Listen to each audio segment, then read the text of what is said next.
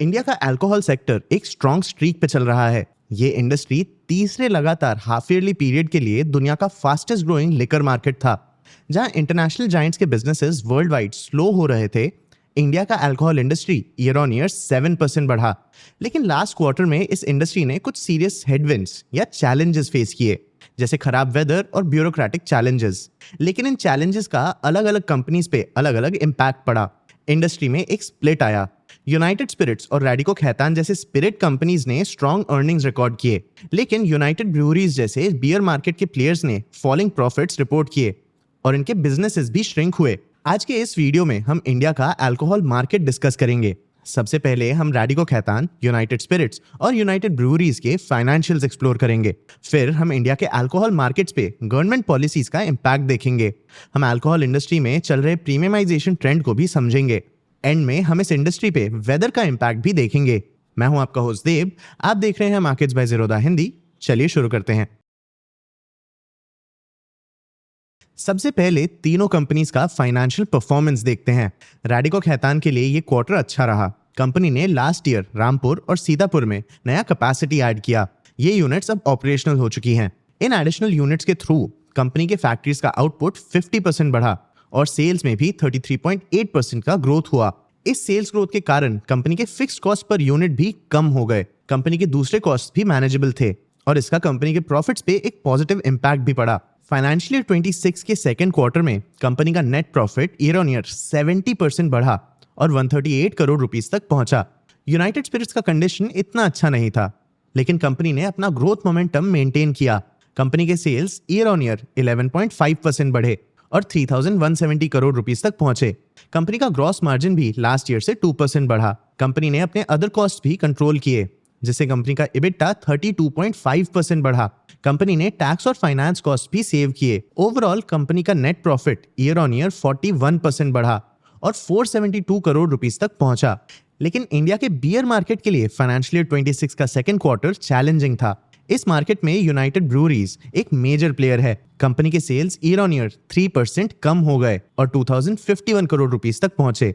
Company का gross margin भी लगभग 1% कम हुआ, क्योंकि कंपनी ने अपने मैन्युफैक्चरिंग का थोड़ा हिस्सा आउटसोर्स कर दिया। ऑपरेशनल लेवल पे कंपनी का परफॉर्मेंस बहुत अच्छा नहीं था, लेकिन ये बहुत बुरा भी नहीं था। लेकिन कंपनी के कॉस्ट्स बहुत बढ़े थे। कंपनी के employee, logistics, brand growth, financing और दूसरे कॉस्ट्स काफी बढ़ गए।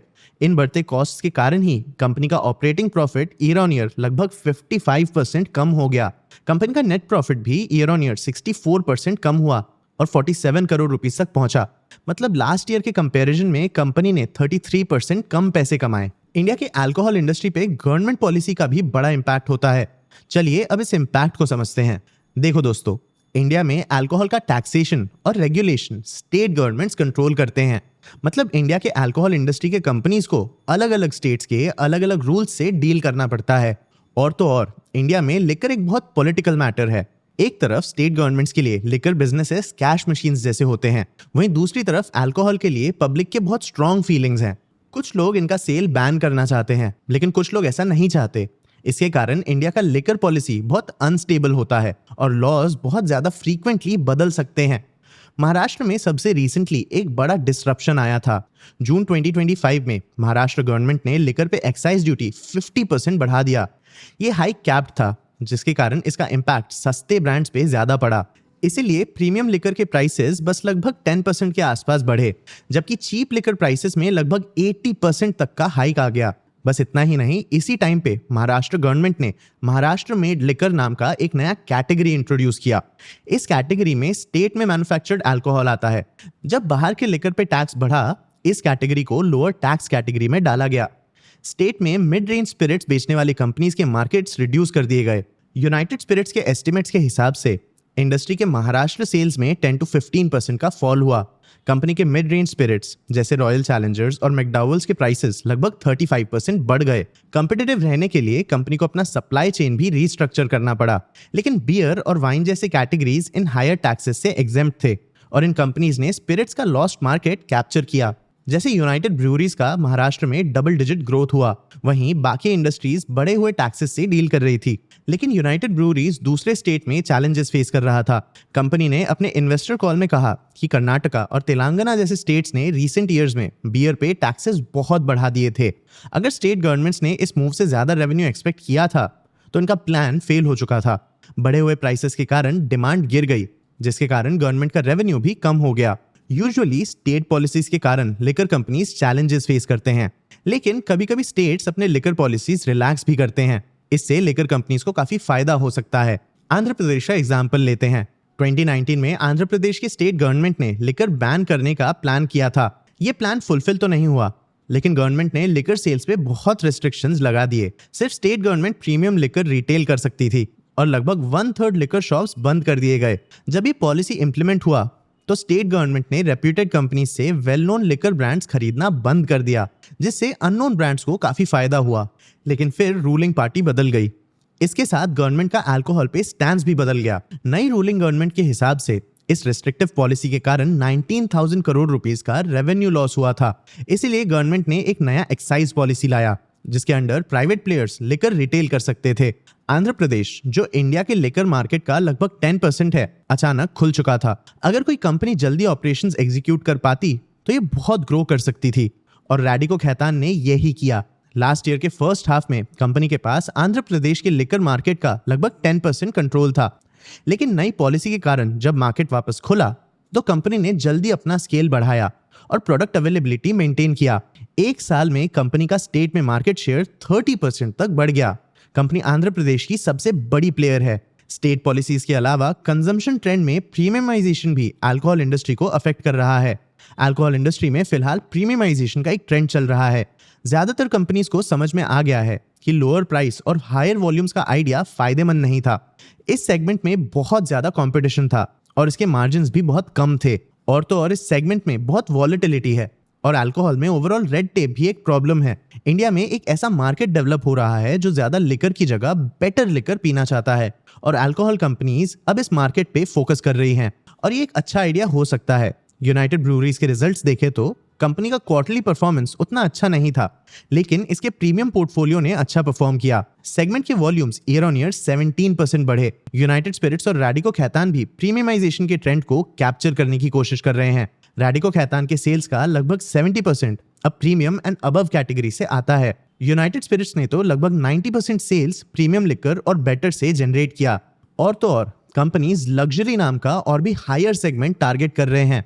अगर कंज्यूमर्स इस सेगमेंट के ब्रांड्स को एक्सेप्ट करते हैं तो कंपनीज के पास काफी प्राइसिंग पावर आ सकती है। लेकिन ये एक बहुत बड़ा इफ है। जैसे रैडिको खैतान के रामपुर विस्की का एक सिंगल बॉटल लगभग 10,000 रुपीज से ज्यादा के लिए सेल होता है। रैडिको खैतान के रेवेन्यू का लगभग 10% अब लग्जरी सेगमेंट से आता है।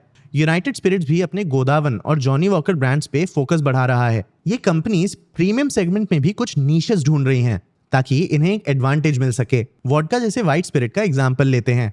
Traditionally vodka older male drinkers में पॉपुलर नहीं है। इनफैक्ट बस 3 साल पहले ही इसने मार्केट के सेल्स के 2% से भी कम कंट्रीब्यूट किया।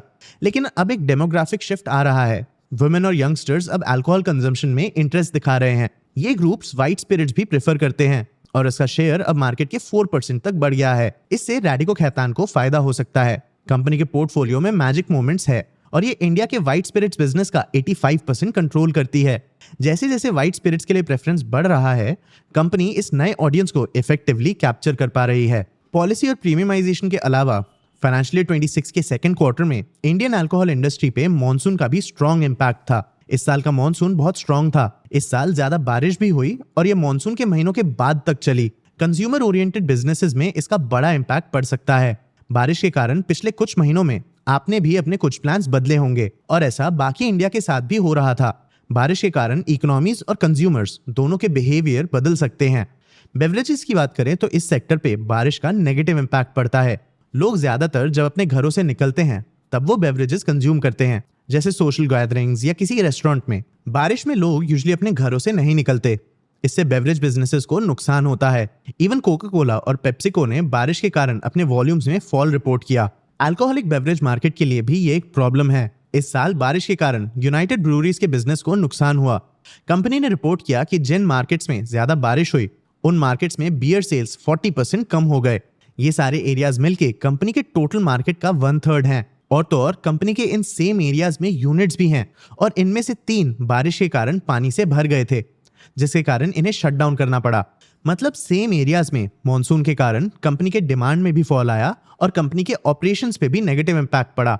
इंडिया के अल्कोहल इंडस्ट्री ने इस साल कई फैक्टर्स से डील किया, जहां पॉलिसी का मिक्स्ड और मॉनसून का नेगेटिव इम्पैक्ट पड़ा, वहीं प्रीमियमाइजेशन में कंपनीज के लिए एक बड़ा बेनिफिट है। आपको क्या लगता है, कंपनीज इन चैलेंजेस से कैसे डील करेंगी और क्या ये इस अपॉर्चुनिटी का फायदा उठा पाएगी? अपने व्यूज हमें कमेंट सेक्शन में जरूर बताना। आगे आप कौन से टॉपिक्स पे वीडियोस देखना चाहते हो, ये भी हमें कमेंट सेक्शन में जरूर बताना। अगर ये वीडियो आपको इन्फॉर्मेटिव लगा तो इसे लाइक और शेयर जरूर करना।